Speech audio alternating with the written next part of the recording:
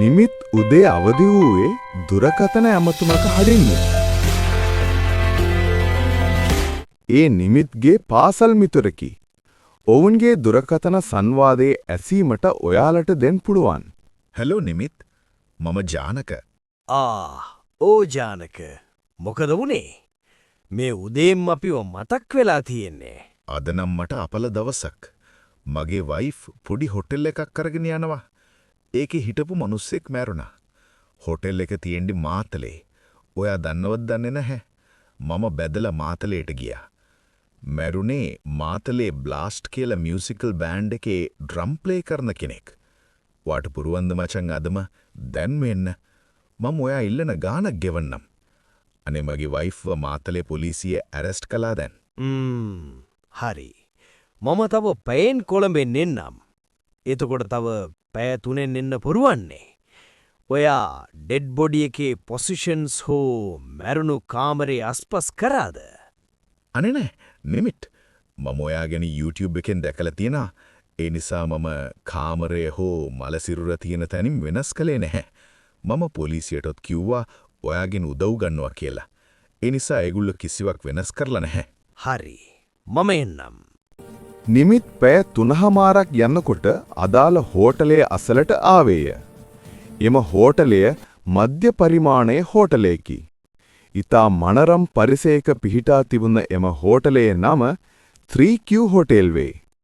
කාමර 12ක්ද එහි කටයුතු වලට සේවක සේවිකාවන් 10 දෙනෙක් ඉන්නවා. දැන් ඔයාලට පේරෙනව ඇති නේ මේ හෝටල් එකේ තරම. පසුව නිමිත්ව අදාළ කාමරයට ජානක කැදවාගෙන ගියේය. මෙලෙස මිය ගොස් තිබුණේ 7 වන කාමරය. මැරී තිබුණේ ශනිත් කරුණාදාස. මැරුණේ කෙසේදයි නිශ්චිතව කියමට නිමිත් පවා අසමත් විය. ශනිත්ගේ සිරුරේ කිසිම කැපුමක් හෝ පහර දීමේ සලකුණක්වත් සීරීමක්වත් නොතිබිනි. නිමිත් අදාළ මලසිරුර පරීක්ෂා කරන්න පැය 2ක්ද එම කාමරය පරීක්ෂා කරන්න තවත් පැය 3ක්දගෙන ඊට පසුව එම කාමරයට එන යන අය ගැන CCTV එකකින් බැලුවේය. එම කාමරයේ තිබී නිමිට්ට සැකහිතන විදිහට හමු වුණේ වතුර වීදුරුවක් සහ ලේන්සුවක් පමණි. ඒ දෙකම ෆින්ගර්ප්‍රින්ට් චෙකින් එකකට නිමිත් යවුවේය. මෙලෙස එම කාමරයට පැමිණ තිබුණේ ඔහුගේ රසිකයෙකු වූ මංජිත සහ මැරුණ ශනිත්ගේ බෑන්ඩ් එකේ ගිටාර් වාදකයෙක් සහ වේට කෙනෙක් එක්වරක්ද වේ. එම තිදෙනාව එක තැනකට ගෙනවිත් ප්‍රශ්න කළේය. එහිදී නිමිත් දැනගත්තේ පෙර සඳහන් කළ රසිකයා යනු ශනිත්ගේ නෑදෑයෙකු බවයි. ඔහු පැමිණ තිබුණේ ශනිත්ගේ සුව දුක් විමසන්නය. ශනිත්ගේ බෑන්ඩ් එකේ ගිටාර් වාදකයා පැමිණ තිබුණේ හෙට තිබෙන ප්‍රසංගය ගැන තොරතුරු පවසන්නය. නිමිට්ට දැනගන්නට ලැබුණ ආකාරයට වේටර් යනු හැම විලෙට් පාරිභෝගිකයන් සමග බහින් බස්වීම සහ ගහගන්න කෙනෙක් බවයි. සැකේ වේටර්ගේ පැත්තට යොමු වෙද්දී නිමිට්ට ෆින්ගර්ප්‍රින්ට් රිපෝට් එක තැමින තිබුණේය. එහි සඳහන්ව තිබුණේ ලේන්සුවේ හෝ වතුර වීදුරුවේ ශනිත්ගේ ෆින්ගර්ප්‍රින්ට්ස් පමණක් තිබුණු බවයි. පසුව නිමිත් මාතලේ බ්ලාස්ට් හිනායකයා සහ හිමිකරුවන රෙහාන්ව හමුවීමට ගියේය. එහිදී ශනිත් ගැන තොරතුරු කීපයක් දැනගත්තේය. පසුව නිමිත් හොටෙල් එකට ඇවිත් අර වතුර වීදුරුව පරීක්ෂා කළේය. එයට නිමිත් ප්‍රබල අත්කාචයක් භාවිත කළේය. එහිදී නිමිත් දුටුවේ වතුර තිබුණ මට්ටමේ යම් අවක්ෂේපයක් වැනි තවත් මට්ටමක් දුටුවේය. එහි තිබුණේ නින්සොෆෝම් නම් අවර්ණ ගදක් නොමැති මාරාන්තික වසකි. එය වතුරට කලවම් කර තිබූ බව නිමිත් දැනගත්තේය. නැවත වරක් ශනිත් මියගිය කාමරයට ගොස් එය නැවත වරක් සෝදිසි කළේය. එහිදී පොඩි කුප්පියක් වැනි බෙහෙතක් හමු විය. ඒ සිප්ලා ෆ්ලෝමිස්ට් බෙහෙතකි. මෙය දන්නෝ දනිති මොකක්ද කියලා. පසුව නිමිට්ට මේ හොටෙල්ලෙන් ලබා දී තිබූ කාමරයට ගොස් කල්පනා කළේය. එවිට නිමිට්ට මේ අපරාධයේ පිළිවෙලක් පිණුනි.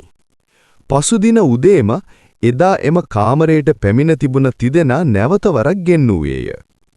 මෙහිදී වේට එදින හොටලේ වැඩට පැමිණ තිබුණේ නැහැ. එවිට ජානක කීවේ අපරාධකරු වේට සුදේශ් බවයි. එලෙස ජානක කියා විනාඩි 5ක් යාමටත් පෙර නිමිත් බෑන්ඩ් එකේ ගිටාර් වාදකයා වන විදත් ගුණතිලකව අත්අඩංගුවට ගත්තේය. එවිට ජානක විමසුවේ අපරාධකරු මෙයාමයි කියලා ඔයාට විශ්වාසද නිමිත් කියාය.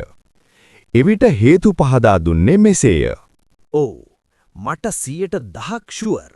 මෙයාට ඔය බෑන්ඩ් එකේ නායකයා වෙන්න තමයි ශමිත්ව ඝාතනය කළේ. මම ගියානේ මේ බෑන්ඩ් එකේ නායකයා රෙහාන්ව හමු වෙන්න. එයා කිව්වා එයාට මේ බෑන්ඩ් එකේ නායකකම තව දුරටත් කරගෙන යාමට නොහැකි බවයි. ඒ ඔහු වෙනත් ව්‍යාපාරයක් ආරම්භ කර ඇති නිසායි. නමුත් තමා එහි හිමිකරු ලෙස සිටින බවද රෙහාන් කීවා. රෙහාන්ට පසු මේ බෑන්ඩ් එකේ මීළඟට සීනියර් ප්ලේයර් වන්නේ ශනිත් බවයි. ඉදින් ශනිත්ව මැරූ විට විදට්ට බෑන්ඩ් එකේ නායකයා වෙන්න හැකිනේ. මෙයා ශනිත්ව මරා තිබුණේ නින්සෝෆෝම් කියන වස ජලයට කලවම් මුහුට පොවලයි. පොවා තිබෙන්නේ ශනිත්ත වෙරි වෙන්නම මත්පැන් පොවලයි. පසුව ශනිත්ගේ නහයට සිප්ලා ෆ්ලොමිස්ට් එක ගහලා ඒකෙන් කිමුහුම් ගියාම වතුර බොන්න කියලා ඒ අසරණයාට. මිනිහ තම මිතුරා විශ්වාස කර වතුර බී තවත් මිනිත්තු 20කින් මිය ගිහින්. දැන් ඉතින් විදට්ට බෑන්ඩ් එකේ නායකයා නෙමෙයි පෝරකයට තමයි යන්න වෙන්නේ. මුගේ වාසනාවට දැන් අධිකරණෙන් අපරාධකරුවන්ව මරන්නේ ලෙත්තේ. ඔන්න ඔහොමයි මේ පරීක්ෂණයත් නිමිත් විසදුවේ. ඔයාලා අපේ channel එක subscribe කරන්න. එතකොට ඔයාලට අපේ මේ වගේ රහස් පරීක්ෂණ ඔයාලා ළඟටම ගෙන්න ගන්න පුළුවන්.